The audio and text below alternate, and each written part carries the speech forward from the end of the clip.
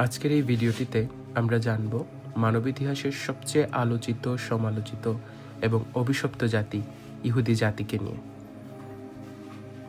চলুন তবে শুরু করা যাক ইহুদি জাতির ইতিহাস।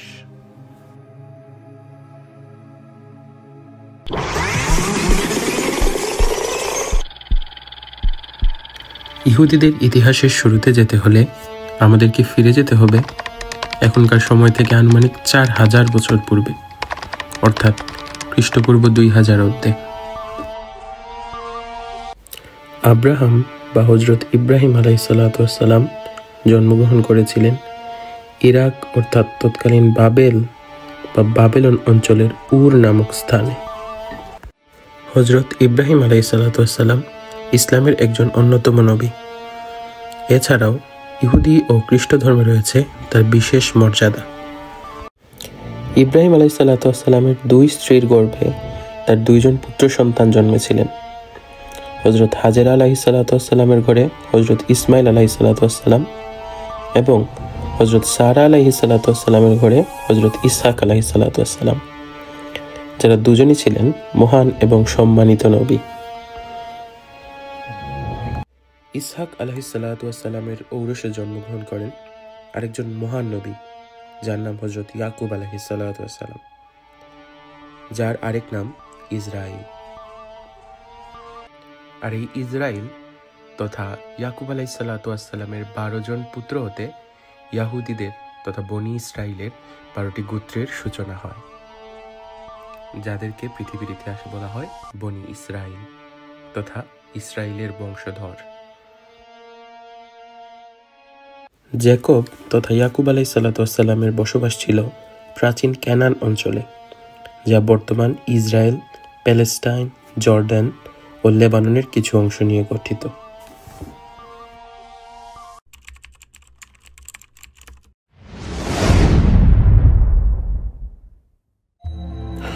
কুরআন ও বাইবেল উভয় সূত্রে ইয়াকুব আলাইহিসসালামের যে 12 জন পুত্রের নাম পাওয়া যায় তারা হলেন রুবেন, শিমন, লাবি, ইহুদা বা ইয়াহুদা, যার থেকে ইহুদি জাতি নামটি শুরু হয়েছে, দান, নফতালি, গাদ, আশের, ইসাকার, জেবুলুন, ইউসুফ এবং বিনিয়ামিন,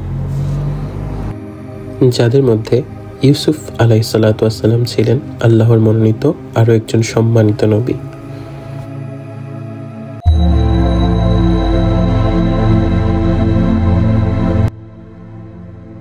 ইয়াকুব আলাইহিসসালামের পুত্রদের মধ্যে সবার বড় ছিল রুবিন।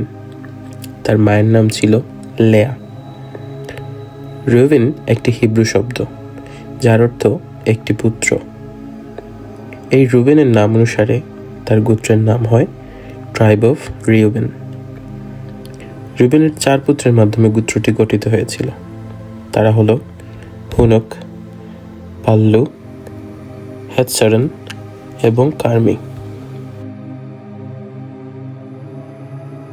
ঐতিহাসিকদের মতে রুবিন গোত্র জর্ডান নদীর পূর্ব প্রান্তে ট্রান্স জর্ডান অঞ্চলে বসবাস করেছিল।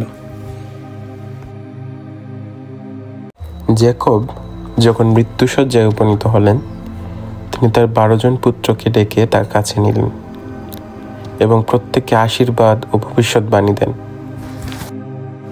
যখন তিনি তার জ্যেষ্ঠ পুত্র রিউভেনকে ডাকলেন, তখন তাকে বললেন, Reuben, you are my first born, my might and the beginning of my strength, the excellency of dignity and the excellency of power. Unstable as water, you shall not excel, because you went up to your father's bed. Then you defiled it, you went up to my couch. Genesis। অর্থাৎ, Ruben, তুমি আমার প্রথম পুত্র, আমার শক্তি এবং আমার পুরুষত্বের প্রথম ফল, উচ্চ মর্যাদা ও ক্ষমতার অধিকারী।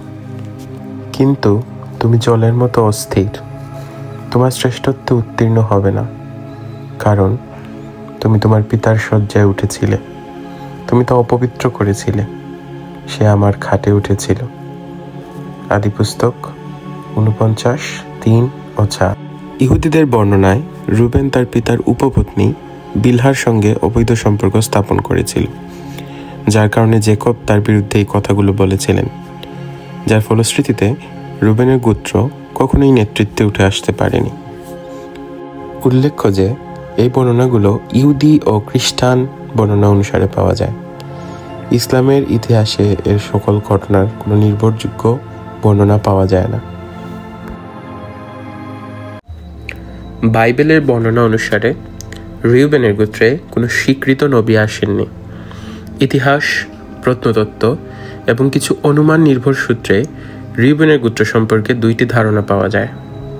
এক, অনেক গবেষকের মতে 722 খ্রিস্টপূর্বে আশিরীয় বন্দিত্ব এবং পরে বাবিলিনীয় বন্দিত্বের সময় অন্যান্য গোত্রগুলোর সাথে মিশে জাতিগত পরিচয় হারায়। 2, আবার কিছু গবেষক দাবি করেন তারা মধ্য এশিয়া, ইরান, আফগানিস্তান, পাকিস্তান বা ভারত অঞ্চলে ছড়িয়ে পড়েছে। কেউ কেউ আজকের পশ্চিম চীনে উইঘুর অঞ্চলে পাঠান পাখতুনের সাথে এর সম্পর্ক আছে বলে মত দেন।